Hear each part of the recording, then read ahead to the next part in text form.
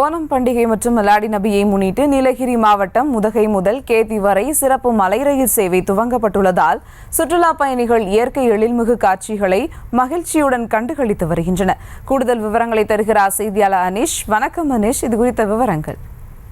சுபா வணக்கம்.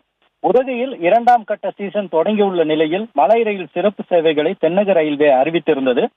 அதன்படி குன்னூரிலிருந்து காலை 8:20 மணிக்கு உதகையில் வரையிலும் மாலை 4:40 மணிக்கு உதகையிலிருந்து குன்னூர் வரை என இருமுறை இயக்கப்படும் என தெரிவித்திருந்தது.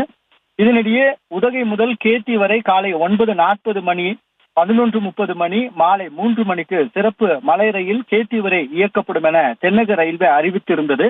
அதன்படி இன்று காலை 9:40 மணிக்கு கேத்தியிலிருந்து உதகைக்கு சிறப்பு மலை ரயிலானது துவங்கியது. இந்த மலை ரயிலில் பயணம் செய்ய சுற்றுலா பயணிகள் அதிக அளவு ஆர்வம் காட்டினர்.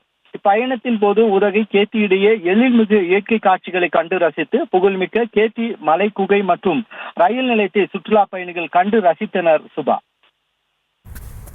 விவரங்களுக்கு நன்றி அனீஷ்.